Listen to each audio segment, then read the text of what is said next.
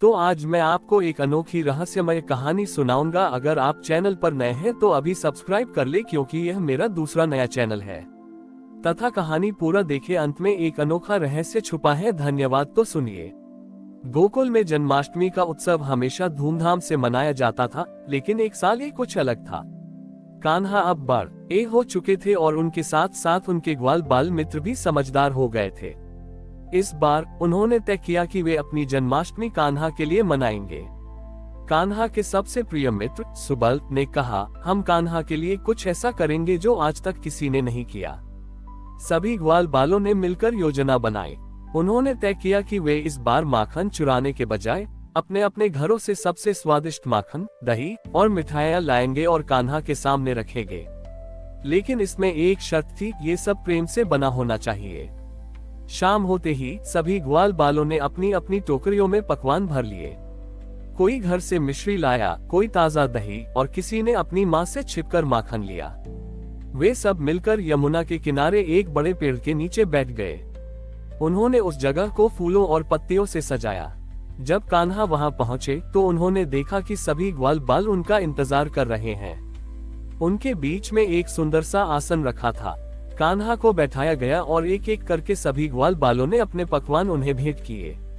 सुदामा ने अपने हिस्से का माखन देते हुए कहा, कान्हा, यह माखन मैंने चोरी नहीं किया, यह मेरी माँ ने खा छोटे उद तुम्हारे लिए बनाया है। सुबल ने कहा, और ये दही मैंने अपनी सबसे प्यारी गाय का दूध निकालकर जमाया है।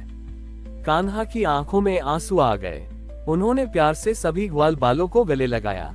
उन्होंने कहा, मित्रों, तुम लोग जो माखन मुझसे चुराते थे उसमें भी प्रेम था, लेकिन आज तुम लोगों ने जो मुझे दिया है वह सिर्फ माखन नहीं, बल्कि तुम सबका निस्वार्थ प्रेम है। यह मेरे लिए सबसे अनमोल भेंट है। उन्होंने सभी ग्वाल बालों के साथ मिलकर वह सारा प्रसाद खाया। उस रात चांदनी में उन्होंने अपनी बंसी बजाई, जिसकी धुन में सिर्फ प्रेम, मित्रता और समर्पण का संगीत था।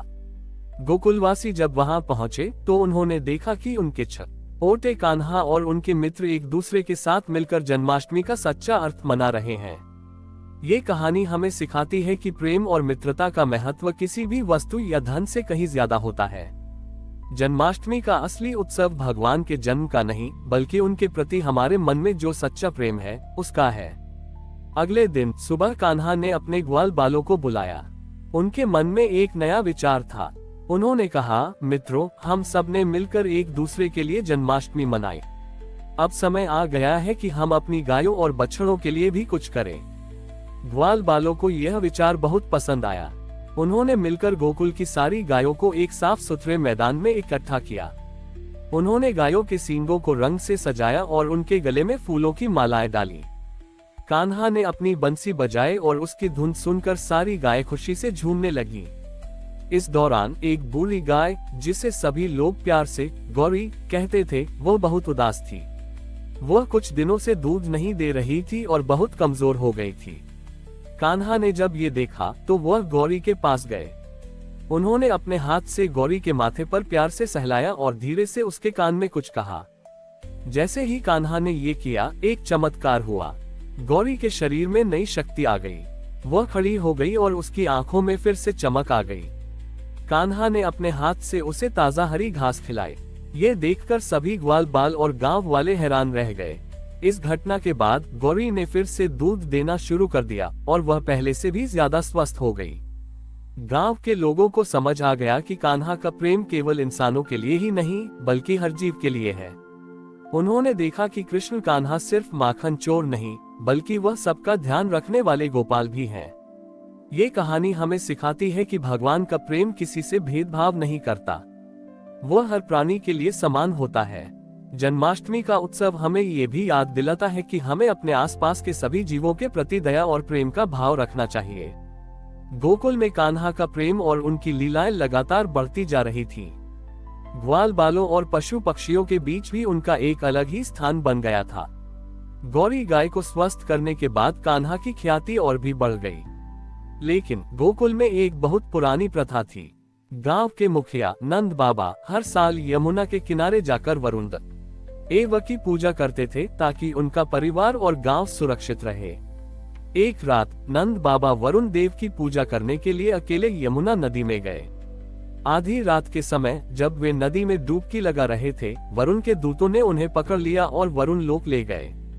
सुबह जब नंद बाबा घर नहीं लौटे तो पूरा गोकुल घबरा गया। यशोदा मैया बहुत चिंतित हो गईं। सभी ग्वाल बाल कान्हा के पास आए और रोते हुए बोले, कान्हा, नंद बाबा कहाँ चले गए? कान्हा ने सभी को शांत किया और अपनी दिव्य शक्तियों से जान लिया कि नंद बाबा को वरुण लोक ले जाया गया है। उन्होंने सभी को आश्वासन दिया और अकेले यमुना के गहरे पानी में कूद गए। कान्हा के कूदते ही यमुना का जल शांत हो गया और उन्होंने सीधे वरुण लोक में प्रवेश किया। वरुण देव, जो कान्हा की दिव्यता को पहले से जानते थे, उन्हें देखकर बहुत खुश हुए।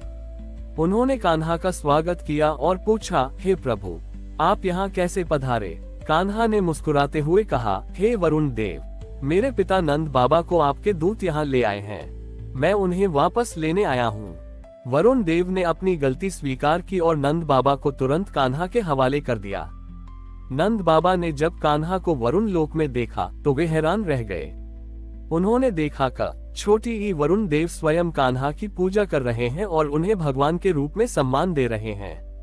जब कान्हा और नंद बाबा वापस गोकुल लौटे तो पूरे गांव में खुशी की लहर दौड़ गई।